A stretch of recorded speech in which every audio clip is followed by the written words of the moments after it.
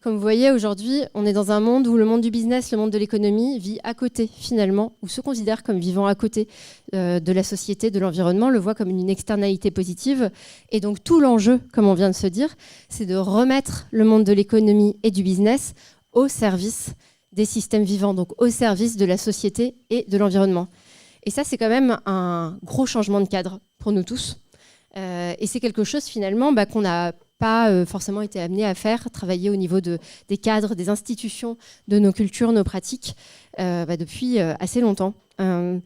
Et donc, pour essayer de travailler pour aller vers ça, une des choses qui peut aider, c'est de travailler, de réfléchir à cette transition et derrière ça, aux imaginaires qu'il peut y avoir derrière, en réfléchissant à plusieurs horizons. Parce qu'on ne peut pas claquer la porte au passé et au présent en se disant, voilà, demain c'est le grand soir, à partir de demain, nous sommes au service des systèmes vivants.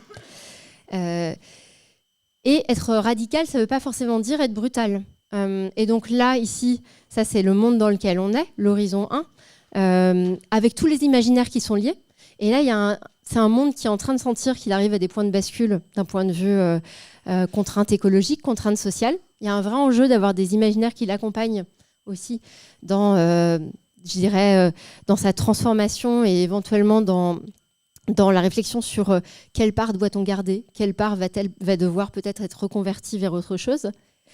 Et puis derrière ça, il y a un monde à faire émerger de façon beaucoup plus globale, et avec tout cela, l'ensemble des imaginaires. Parce qu'aujourd'hui, dans ce monde-là, l'horizon 3, on va avoir des acteurs qui existent déjà aujourd'hui, des poches de ce futur, mais qui sont souvent marginalisés. Je reprendrai un point qui était il y a un académicien au Brésil qui est d'origine autochtone, Etlon Reinhardt, et qui disait il n'y a pas très longtemps, ça ne sert à rien de créer de nouveaux imaginaires pour aller vers des futurs régénératifs. Et il y en a déjà énormément qui existent à aujourd'hui. Ils sont juste marginalisés, invisibilisés par le système, je dirais, mainstream d'une certaine façon. Donc l'enjeu, c'est de les aider à réémerger et à s'hybrider avec nos mondes modernes. Et donc, il va y avoir effectivement derrière ça toute cette question de comment travailler sur ces imaginaires à horizon 3. Et ces imaginaires derrière, c'est une question de type « et si ». En fait, ces imaginaires, ça va être des points d'accroche directs pour le monde de l'action. Moi, par exemple, je viens du monde de l'environnement, de chez Suez, et pouvoir s'accrocher justement sur des histoires, des récits, des façons de voir les choses autrement, sans avoir besoin de tout expliquer. De pouvoir l'évoquer comme tout à l'heure, vous l'avez vu, Jurassic Park, comité éthique, hop. En fait, ça, c'est quelque chose qui vous permet ensuite de vous accrocher à ça pour pouvoir monter de nouveaux projets derrière pour aller vers la régénération. Et donc là, il y a un enjeu effectivement de faire émerger des imaginaires qui seront compatibles avec une économie au service donc, des systèmes vivants, de la société et de l'environnement. Et derrière ça, on peut avoir des imaginaires qui vont être assez radicaux. Et c'est pour ça que derrière ça, je pense qu'un des grands enjeux, ça va être de réfléchir aux imaginaires comme des sortes d'échafaudages qui nous permettent de créer des futurs et des ponts sur lesquels tout le monde qui est plutôt de l'économie, de l'action, qui crée des projets, va pouvoir s'appuyer.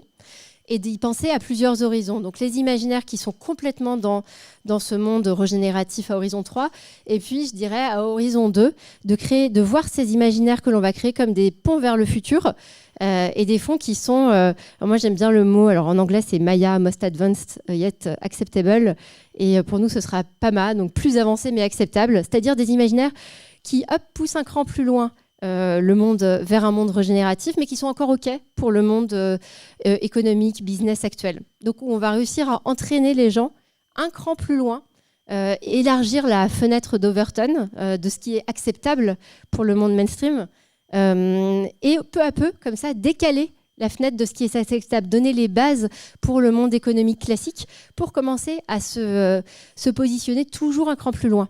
Et donc, parce que typiquement, on peut faire un film Horizon 3 et par exemple, c'est vrai que moi, j'aimerais voir des publicités dans mon quotidien qui permettraient de commencer à faire un cran plus loin pour qu'on commence à voir ça de façon concrète dans notre quotidien. Et de façon liée avec ça, Je terminerai cette courte introduction par un point du secrétaire général du Club de Rome qui pour moi est vraiment très pertinent, ce qui est qu'à aujourd'hui, pour avancer dans la transformation vers laquelle on va, en fait, ce dont on a besoin aujourd'hui, c'est de poser de meilleures questions. Je pense qu'il y a un gros renversement dans la façon de monter des activités. Moi, je viens du monde donc, de l'entrepreneuriat dans l'environnement. À la base, on crée des solutions et puis on voit s'il y a des marchés. Et du coup, on pousse plus loin les solutions technologiques. Là, c'est autre chose qui est en train de se passer parce qu'en fait, notre but, c'est de changer de cadre. C'est pas de mettre à échelle des technologies. Et donc, on va commencer à partir d'histoires. On commence par une histoire de la façon dont le futur pourrait être autrement. Une histoire soit Horizon 3, donc la radicale, une histoire Horizon 2 qui est plus acceptable pour le monde actuel. Et en partant de ça, on va commencer à pouvoir s'appuyer dessus pour créer des projets concrets. Et peut-être pour vous aider dans le cadre des questions génératives, je repars d'un point que ceux, en tout cas d'entre vous qui ont pu suivre les approches de Regenesis reconnaîtront. Les questions changent quand on fonctionne en régénératif. On ne pose plus la question comment est-ce que je peux résoudre ce problème ? Quel est le problème de mon client ? Comment est-ce que je le résous ? On pose plutôt la question de comment est-ce que nous pouvons, moi, mon client, avec notre singularité, chacun d'entre nous, contribuer à faire en sorte que ce futur devienne réalité. Et donc, en fait, on part de l'histoire. On part de l'histoire Horizon 2 ou on part de l'histoire Horizon 3 et on se dit comment, moi, avec ma singularité, lui avec la sienne, on peut développer quelque chose qui va avoir de la valeur. Et c'est un renversement qui est assez copernicien parce qu'on n'est plus dans... on n'accepte plus l'existant, en fait. On va favoriser un potentiel de futur.